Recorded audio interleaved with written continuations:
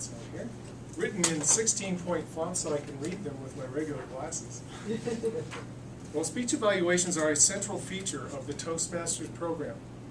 However, giving and especially receiving public feedback is among the most difficult of human interactions. That's a double clutch for those of you who don't know what that is. Jonathan is here today to help us evaluate to motivate.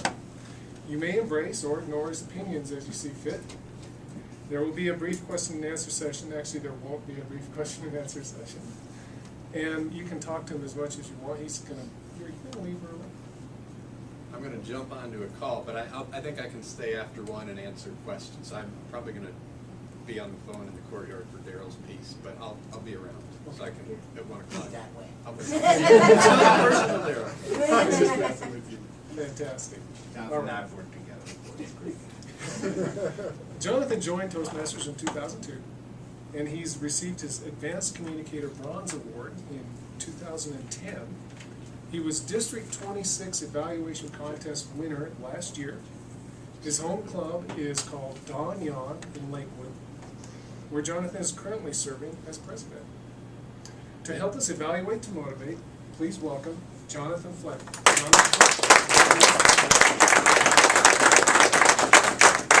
All right, I'm going to be quick today. So here's our agenda. Number 1, the importance of evaluations. Number 2, what not to do. There's some common pitfalls. I've been a Toastmaster for 9 years. I've seen these things dozens and dozens of times. The heart of the speech is my approach, and really the middle of the sandwich is what makes the difference between an acceptable evaluation and really a great evaluation that engages the speaker and makes them want to come back, makes them want to make the speech better, makes them want to dig into the advanced manuals and be a part of the group. And then I'll just quickly summarize. So the importance of evaluations. This is a life skill. It's not just a Toastmaster skill, but each of us, as parents, as managers, as co-workers, as members of community organizations, and churches, and committees, we're constantly giving each other feedback. We also need to receive feedback. And sometimes we think, oh, I'll just be direct. That's efficient. Oh, you could have done this better. I was surprised. You should have used a different font. People don't want to hear that. You start giving people criticism, and you may have the most golden nugget of wisdom, but because you started with the criticism, they're going to disengage. They're not going to listen one iota. Number 2, public criticism is not fun. People don't want to get up at 7 a.m. People don't want to skip lunch and dinner and come and pay money to be publicly criticized in front of 20 and 25 people. It's a very unnatural, very uncomfortable, very fragile, delicate sort of interaction. And so we must be extremely careful. People will leave the club with a poor criticism. Even people who are core members, even people who have been there for 3 years and been officers, if you give them a poor enough evaluation, they may disengage permanently from your club and from Toastmasters. And that's terrible. That's the worst thing that can possibly happen. So people may leave. What not to do. These are the classic things that I've seen in my 9 years as a Toastmaster. Number 1 is a table topic response to the content. So someone comes up here and they give speech number 8. They're focusing on visual aids. They should be bringing together the first 7 speeches, vocal variety, being organized, researching your topic, and it should all be coming together. So let's say someone gives speech number 8 and they do the visual aids and they give it on prostate cancer. And they've got wonderful statistics and stories, and it's a factual speech. And then their evaluator gets up and they're like, oh my gosh, prostate cancer. My dad had prostate cancer and it was so sad. And we did a bake sale, but then we found this great website to help him with his life and blah, blah, blah. It's like, no, you're not there to give a response or a table topic about how this impacts you. You're there to talk about, did they use the visual aids? Have they incorporated the first 7 lessons? Talk to them afterwards. Talk to them afterwards about kind of that emotional connection, but don't get lost in this kind of meandering table topic response that does not go with the objectives. Number 2, don't give them a whitewash. My first club ever, all we did was whitewashes. People got up here, Daryl, that was great. That was great. That was good. That was really nice. I like this. I like that. Blah, blah, blah. And it's okay, but you're giving a disservice. And so Daryl's here to learn. Daryl's taken time to prepare. He's put himself out there. And here you are, not providing thoughtful feedback, right? So don't do a whitewash. Don't use words like good or great, right? Because those are overused words. Say something very specific when you do your praise, and I'll touch on that a bit later. And then don't do a laundry list. Don't do the laundry list of good things or the laundry list of bad things where you're opening the book and you're reading. Yep, be organized, check. Research, check. Visual aids, check. Yep, good. Don't do that. That's not helping anybody. They took the time to prepare.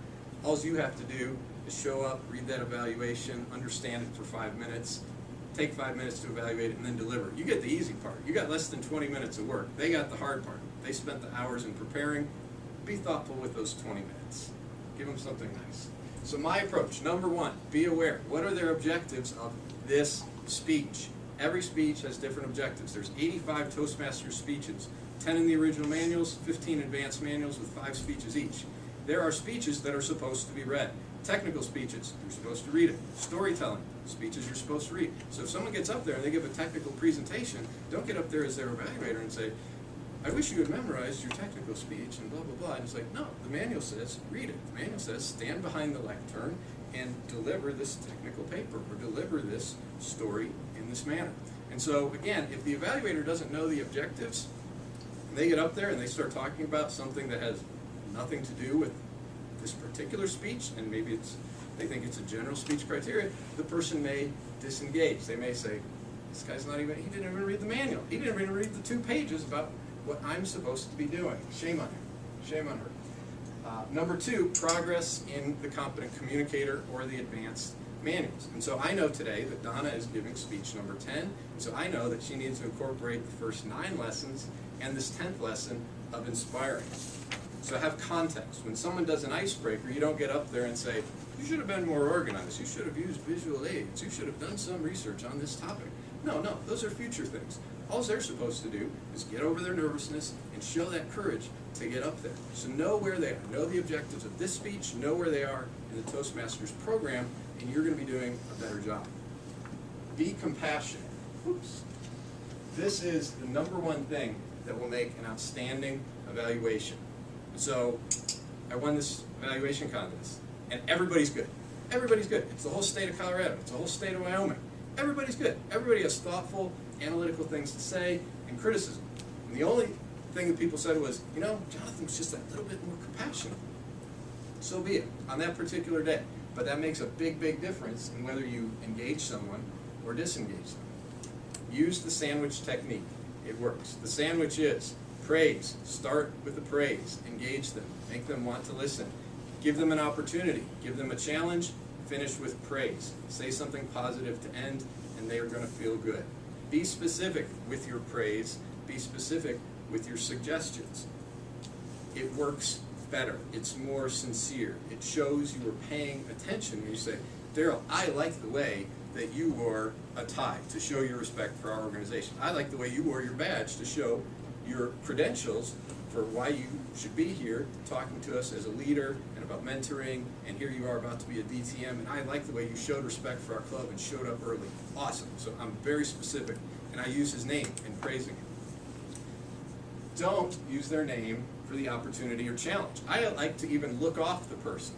So if there's something Daryl could have done better, I might say, now one thing all of us could do to take our speeches to the next level is blah, blah, blah, blah, blah.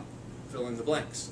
And so I did that in the competition where I looked off the person. I didn't even look at her to give my criticism, and it wasn't criticism. It was one thing we can all do to take our speeches to the next level. Let your passion shine. That's something everyone in this room can do. So it was meant for her, but I didn't need to look at her and say, hey, you needed to do this.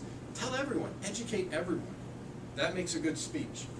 So that's this second to last bullet. Educate the entire audience. Don't just stand there making eye contact with one person for 3 minutes. That's awkward for them. It's awkward for the rest of us. And then other people might not feel like, oh, I'm supposed to learn. Summarize. Wrap it all up. Do it quick. Do it clean. So, middle of the sandwich. Compassion is mandatory. This is the praise. This is the opportunity. Things that I don't want you to say. This is great, but... Because then it's like, oh, here comes something I don't want to hear. Here comes the criticism. Here comes the criticism in front of 30 people. One problem, one issue, my criticism of this, don't say that. The bad part was, don't say that. Bob, you need to. No, don't say that. You have an opinion. Bob doesn't need to do anything. Bob can take your evaluation and embrace it or ignore it as he wishes. Better phrasing. An opportunity. There. Loved your presentation. An opportunity to take it to the next level would be fill in the blank. This specific was awesome. I loved your PowerPoint. I loved the choice of colors. Cool, calming, made me feel great.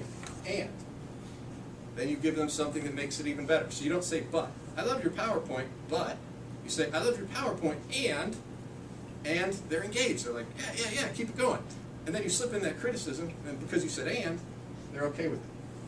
Like I said before, something we can all do to take our speeches to the next level, or I would challenge everyone here to prepare for their 10th speech as if they're going to talk to 1,000 people, as if they don't just have 4 or 5 friends and family in the room, they got 400 or 500 friends and family. I would challenge everyone to put that much care into your 10th speech.